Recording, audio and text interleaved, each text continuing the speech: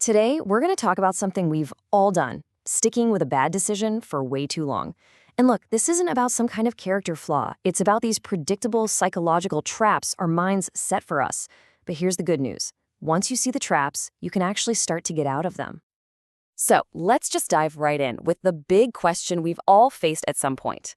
Why is it so incredibly hard to just walk away, even when you know deep down that the costs are way bigger than the benefits? Think about it.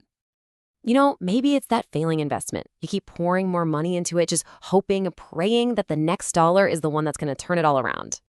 Or maybe it's a relationship where the emotional toll is just immense.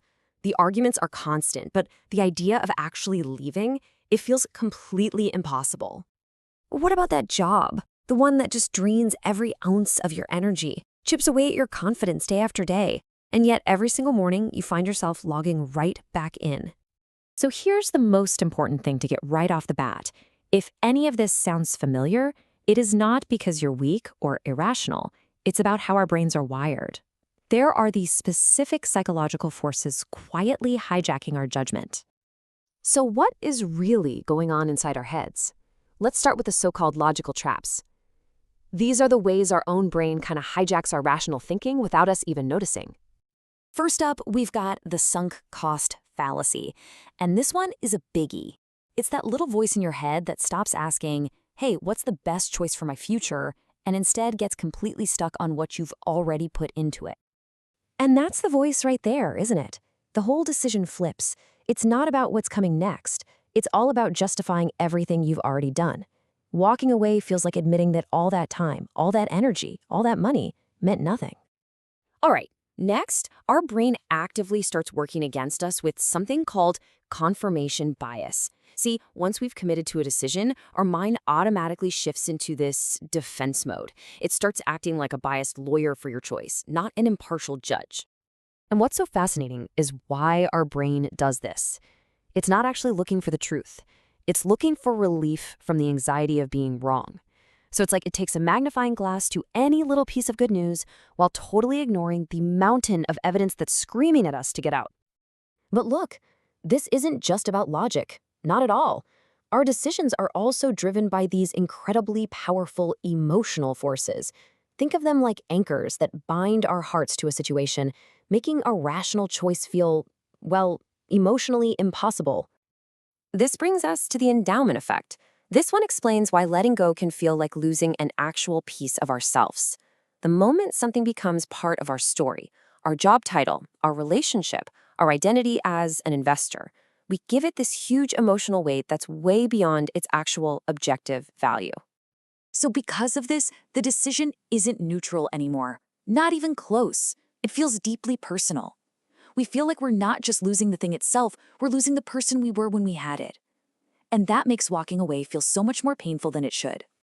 Now this next one, it's subtle, but it is incredibly powerful. It's called learned helplessness.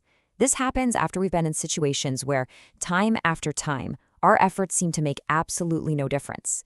And it's so important to get this. This is a form of conditioning, not a sign of weakness. And that's the voice of a mind that's been trained, literally conditioned, to believe that there is no escape. So even when a real opportunity for change shows up, a new job offer, a helping hand, the mind might not even see it as a real option anymore. It has learned that the exit door is just painted on the wall. Okay, so with our logic totally hijacked by fallacies and our hearts anchored by all this emotion, there's one final primal force that comes along and just slams the lock shut on this psychological trap.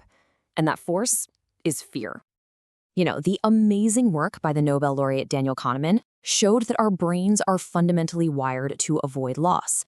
This psychological sting of losing something feels about twice as intense as the joy of gaining that exact same thing.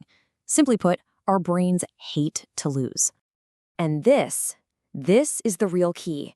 Walking away from that job or that investment, that is a guaranteed immediate loss. You feel that pain right now. But staying? Well, staying preserves the hope, or maybe the illusion, that you can still turn things around, that nothing has been lost yet. And our minds will almost always choose to avoid that immediate pain, even if it means way more suffering down the road. And here's the thing, these forces don't act alone. They lock together in this really powerful sequence. First, the sunk cost fallacy ties you to the past. Then, confirmation bias distorts how you see the present. After that, the endowment effect inflates your emotional attachment until it feels like part of you. Then, learned helplessness convinces you there's nothing you can do. And finally, loss aversion slams the door shut with fear. It is a perfect psychological cage. So, how in the world do we get out? If all of these forces are working against us, what's the path forward? Well, the answer isn't about just trying harder or forcing yourself to be rational. It's about seeing the trap for what it actually is. The key isn't to force an answer. It's to ask yourself one incredibly powerful question that just cuts through all the noise. Am I actively choosing this because it's good for my future? Or am I just protecting myself from the emotional discomfort of admitting a loss? Because when you can finally recognize the trap, you're not completely inside it anymore. The very moment you can name the sunk cost fallacy or see your own confirmation bias at work, that's when you start to reclaim your power. You start to realize you're not afraid of losing the thing itself, but of what letting go might say about your past. And once you can see that clearly, real choice finally returns.